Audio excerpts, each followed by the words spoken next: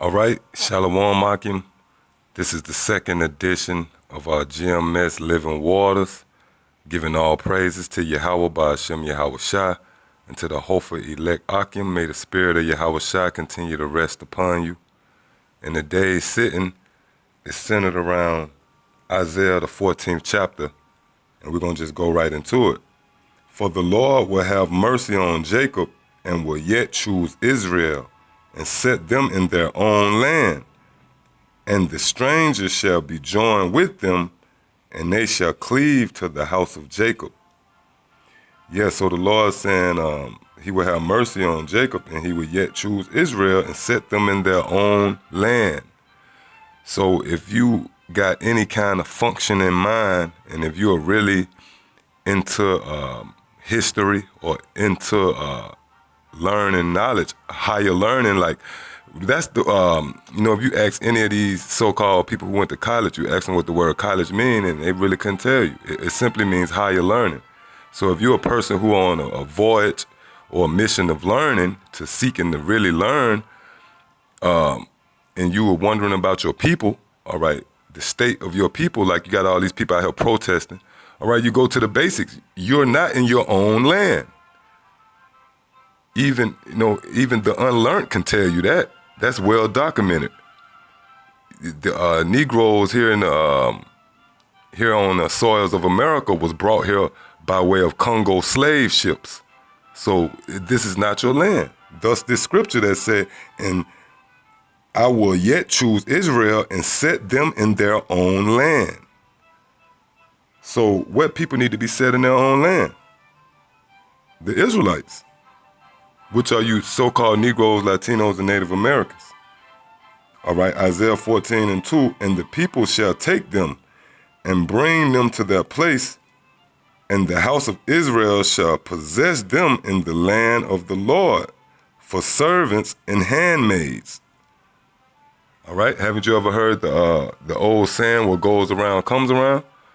The Lord just said we would possess the people for handmaids and servants. So that's slaves. Because when you go into our history, where our history leads back to, where all roads lead back to? Slavery. So here's the Bible telling you that when the tables are turned, we're going to possess our own land, and we're going to as well possess the other nations as handmaids and servants. All right, verse 2 again, and the people shall take them and bring them into their place, and the house of Israel shall possess them in the land of the Lord for servants and handmaids, and they shall take them captives, whose captives they were, and they shall rule over their oppressors. Why is that written, man? Is that written for your entertainment? No, that's written that's the Lord comforting us through the scriptures, pursuing Isaiah 33:6. That's the Lord comforting us. He's telling you that we're going to take them captive, whose captives they were. So, hey, we're going to take the people captive who had us captive. And they shall rule over their oppressors. Who oppressed us, man, even to this very day, the so-called white man? Because whether you know it or not, even you niggas who think you got a good job, and excuse the language, man, because you people seem to be sensitive out there. You like, how can I teach what I'm using vulgar speech?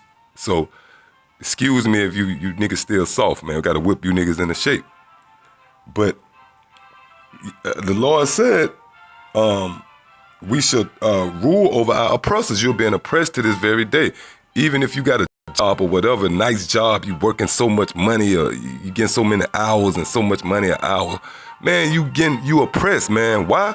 Because really, to pay somebody every 2 weeks or every week or every once a month in a salary, that's wicked, man. That's wicked. You supposed to pay a person every day, man, according to their daily work, man. At the end of the day, you get them their daily wages. And that makes more sense, because if you pay me every day, I know I'm not broke. See, that's why the Lord said this place is the city of confusion, man. which is Babylon the Great. All right, verse 3, and it shall come to pass in the day that the Lord shall give thee rest from thy sorrow and from thy fear and from thy hard bondage wherein thou was made to serve. What other nation that's talking about on the planet, man? See, this thing is simple, man. If you don't get it, that's because the Lord blinded you. Like the scriptures say, if our gospel is here to those, who slated to be destroyed, roughly paraphrase, basically. Verse 4, that thou shalt take up, I'm going to read that again. And verse 3, and it shall come to pass in the day that the Lord shall give thee rest from thy sorrow and from thy fear. Yeah, man, you ride, you scared you get pulled over by the cop, they're going to kill you because they ain't killing Chinese niggas. They ain't killing these Arabs, all right? And I'm talking about these westernized Arabs, man, these niggas who own a convenience store. Them niggas live out there in Mount Brook and 280 out there with the white folks, man. They ain't killing these so-called Africans, man, these Hamites. They ain't killing these Elamites, these Eastern Indian, these funky-ass sand niggas. They killing you damn Jake, man, you Negroes, so-called Negroes, Latinos, and Native Americans. Because you Native Americans a lot of you Native Americans look like you Jake, man, because, hey, man, the spirit coming out, a lot of us brothers finding out that, hey, we might just be Gad and Reuben, man. All right, reading on, verse 4. That thou shalt take up this proverb against the king of Babylon and say, yeah, Babylon represents America, all right? That word means confusion. How have the oppressor ceased? The golden city ceased. So this is a question. How has the oppression ceased and the golden city ceased? Yeah, because this is going to come to an end, man. And all you people who trust in America, may the Lord destroy you motherfuckers, man. You know? Here it is, man, the damn enemy ruling over you, and we try to tell you what's up, and you motherfuckers try to justify that wicked, man. All right, verse 5. The Lord have broken the staff of the wicked and the scepter of the rulers. He who smote the people in wrath with a continual stroke. Yeah, that's the white man. The bitch hit us with a continuing stroke. Here is, you had us in hard bondage. Then just now around the 60s and 70s, we was able to walk on the same street as you niggas, as you crackers. And here it is, 40 years later, you shooting us down in the street, planting drugs in our area, moving us into neighborhoods and calling the neighborhood high crime areas. But we gotta live here though. Man, you devils gonna get it, man. Goddamn wicked ass demons, man. All right, you crackers is wicked, man. And death to all you niggas who trust in the cracker, man. I'm going to hold that and jump to something real quick. This is Isaiah 10:1. Woe unto them that decree unrighteous decrees, and that write grievousness which they have prescribed, to turn aside the needy from judgment, and to take away the right from the poor of my people, that widows may be their prey, and that they may rob the fatherless. Yeah, that's the damn cracker. They write unlawful decrees, put you in these neighborhoods. They write laws about drugs and put the drugs in the neighborhood. All right? He who smote the people in wrath with a continuous stroke, he that ruled the nations in anger, is persecuted and none hinder it. The whole earth is at rest and is quiet. They break forth into singing. Yeah, because the earth gonna be at rest when this white man go down. And guess what? We in the time of that white man going down, man.